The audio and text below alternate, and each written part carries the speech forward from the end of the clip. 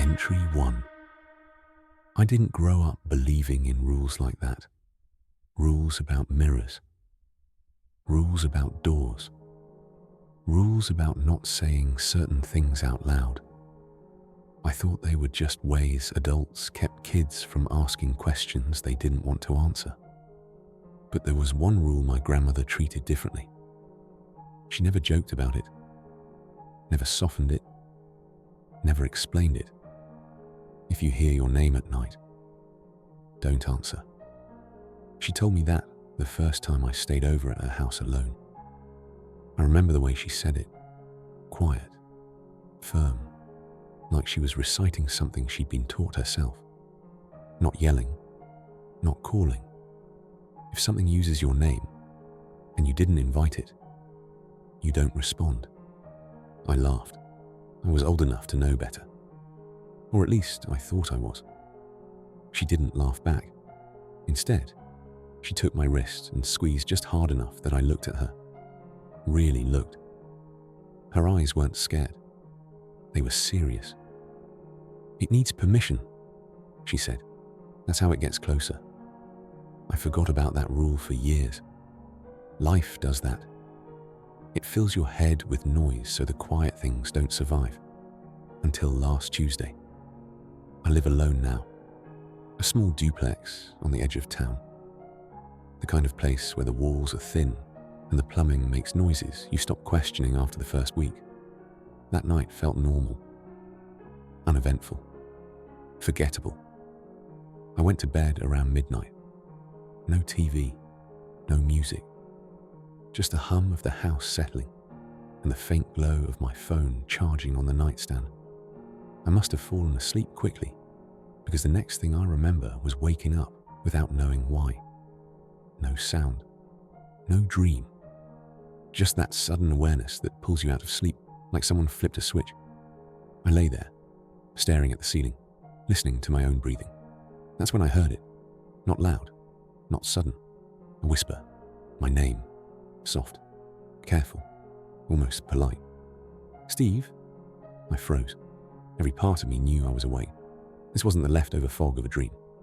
My heart wasn't racing. My head was clear. Too clear. I didn't move. I didn't answer. I waited for my brain to explain it away. Old pipes. A neighbor. Sleep paralysis. Anything. Then it said my name again. Closer. Same tone. Same rhythm. That's when I realized what was wrong. It sounded exactly like me. Same cadence. Same slight rasp in my voice. Even the pause before the last syllable, like I was making sure someone was listening. "Steve, I know you're awake." The air in the room felt heavier after that, like the silence had weight. I wanted to roll over, to grab my phone, to break whatever this moment was before it finished becoming something else. But my grandmother's voice came back to me then, clear as if she was standing in the room. "If you didn't invite it, don't answer." So I stayed still. I stared at the darkness. I counted my breath. I waited. Somewhere in the house, the floor creaked. Not the random, settling kind. The kind that comes from weight shifting. And then, nothing. No footsteps. No voice. Just silence again. Eventually, exhaustion pulled me back under. I don't remember falling asleep. I just remember the feeling that something had been listening the whole time. Entry 2. Late afternoon. I woke up late the next morning. Not because I'd slept well, because my body finally gave up trying to stay alert. The house looked normal in daylight, almost insultingly so. Sunlight through the blinds. Dust floating lazily in the air. The kind of quiet that feels earned. For a few minutes, I convinced myself I'd imagined it. That's the gift morning gives you. Plausible denial. I made coffee. Too strong. Drank it standing at the counter. Eyes still adjusting, listening to the familiar sounds of the day starting outside. Cars. A dog barking down the street. Someone mowing a lawn too early. Normal noise. Safe noise. But even then, I noticed something off. I was listening between the sounds, waiting for the gaps. I didn't realize how tense I was until the coffee maker clicked off, and I flinched. I tried to go about my day like usual. Checked my phone, scrolled without reading, sat down, stood back up, walked from room to room without actually doing anything. The house felt narrower, not smaller, just tighter, like the walls were leaning in a fraction more than yesterday. Every time I passed the hallway, I looked down it. It looked the same, but it didn't feel the same. Hallways are like that. They don't have much personality in daylight, just empty space, waiting to become something else when the light changes. I caught myself thinking about the night ahead, not worrying, planning. That's when I checked the time for the first time. 10:42 a.m. Too early to matter. Still, I checked again less than 10 minutes later. And again after that. I told myself it was nothing, just lingering nerves. Anyone would be a little on edge after a bad dream, but this didn't feel like nerves. It felt like waiting for an appointment I didn't remember scheduling. By early afternoon, the house felt louder, not because of sound, because of expectation. Every creak made me pause. Every distant noise pulled my attention. I kept thinking about the way it had used my name, not shouted, not rushed, like it had all the time in the world. I tried to remember if I'd ever said my name out loud in the house, talking to myself, on the phone, repeating it absent-mindedly while thinking. I couldn't remember, and that bothered me more than if I could. At some point, I realized I hadn't turned on the TV all day. I usually do, even if I'm not watching it, background noise. Proof that I'm not alone with my thoughts. That day, I couldn't bring myself to do it. Noise fills space, and I didn't want to give whatever had been listening more space to move in. So I sat in the quiet instead. I checked the time again. 3:51 p.m. My stomach tightened. I hadn't noticed the light changing, but once I did, I couldn't stop seeing it. The sun wasn't as high anymore. The edges of the room were softening, losing definition. Daylight was starting to withdraw. I turned on a lamp, then another. Not because it was dark, because it was getting ready to be. I told myself I was overreacting, that I was letting a single strange night bleed into the rest of my life. But as the clock ticked closer to 4, the thought kept circling back, slow and persistent. Last night. It waited until I was asleep. Tonight, it wouldn't have to. Entry 3. Sunset. The sun didn't disappear all at once. It slid, slowly, quietly, like it didn't want to draw attention to itself. By the time I noticed, the light coming through the windows had turned thin and orange. Not warm, not comforting, just stretched, like it was trying to reach farther than it could. I stood in the living room and watched it fade from the walls. Every few minutes, I checked the clock. 4:58, 5:03, 5:07. Each time felt heavier than the last. I told myself I was being ridiculous, that the sun goes down every day, that nothing had happened yet, that I was still in control of this situation. That was the lie. The truth was, my body had already decided something was wrong. My shoulders stayed tight no matter how I shifted. My jaw ached from clenching. There was a faint pressure behind my eyes, like I'd been staring at something too long. The house felt colder, not in temperature, in intent.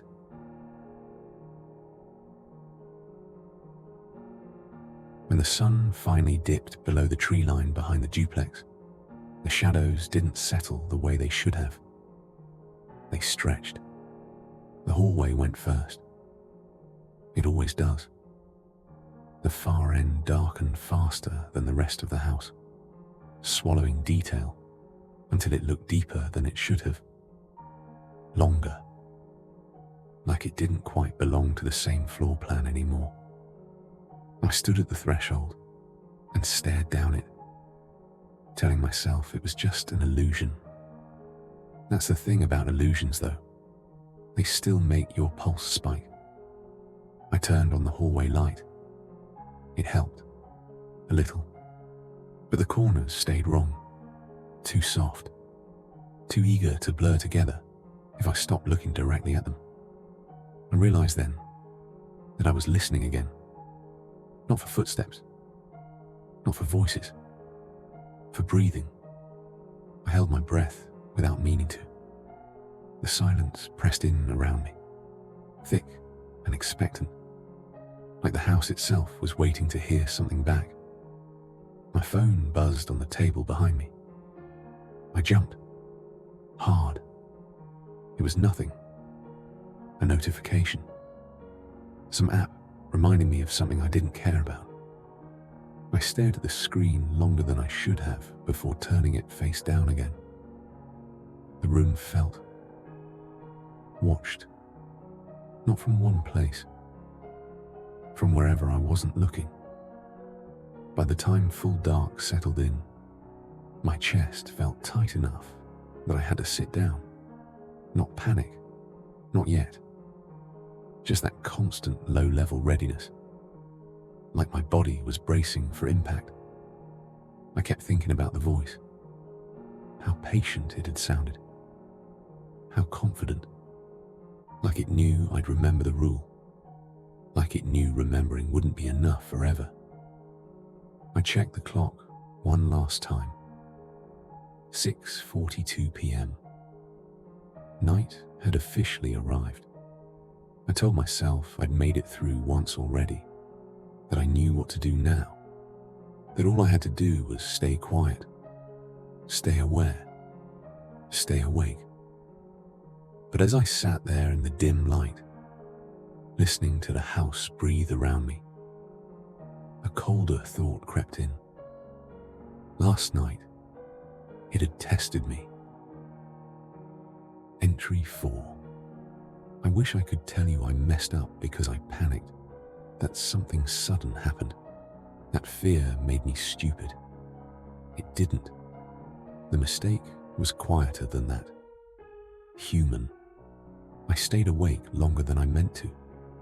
Not because I was trying to, because sleep felt dangerous now. Like turning my back on something that had already proven it knew where I was. The house settled around me. Pipes clicked. Wood cooled.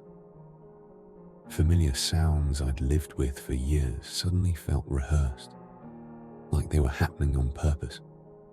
I sat on the couch with the lamp on, hallway light glowing behind me, phone resting in my hand.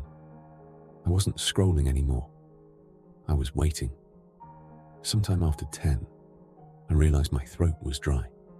My mouth tasted stale, like I'd been breathing shallow for hours. I told myself I needed water. Just water. I stood up slowly, listening for anything that might object. Nothing did. The kitchen light felt too bright after the living room, harsh, unforgiving. I filled a glass at the sink and drank too fast, water sloshing loudly in the silence. I winced at the sound. That's when I heard it. Not my name, not a whisper, just movement from the hallway, a soft shift, like someone adjusting their weight. I froze with the glass halfway back to the counter. I waited for it to repeat itself. It didn't. Silence stretched. Thick. Patient. I told myself it was nothing. The house settling again. Old buildings do that. I knew that. I knew that. Still, I didn't turn around. I stood there, staring at my reflection in the dark kitchen window, heart beating just fast enough to notice. That's when my phone vibrated in my hand, an incoming call. The screen lit up the room in pale blue. Unknown caller. My stomach dropped. The vibration stopped, then started again. I stared at the screen, my thumb hovering just above it. I wasn't going to answer. I knew better. But before the call could stop on its own, it went to voicemail, automatically, and in the sudden quiet that followed, the speaker activated. I didn't touch anything. I didn't have to. The voicemail began to play, static at first, then breathing, slow, controlled, too close, and then my voice, perfectly mine, not whispering this time, speaking normally. Hey, it's me. I just wanted to make sure you were still there. My chest tightened so hard I had to grab the counter to stay upright. The voice continued, calm and reassuring. You're doing really well. You remember the rule. A pause, then a soft chuckle. But rules change. The line went dead. The screen went dark. I stood there in the kitchen long after the glass slipped from my hand and shattered on the floor. Somewhere behind me, in the hallway, something took a slow step forward. And this time, I was certain it wasn't testing anymore.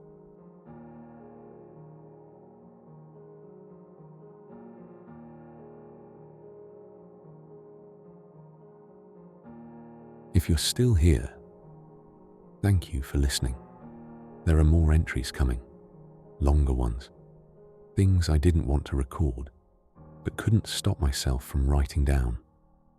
If you want to hear what happens next, like this video, share it with someone who listens after dark, and subscribe so you don't miss the next entry, because once this starts, it doesn't stop when the recording ends. And if you hear your name, don't answer.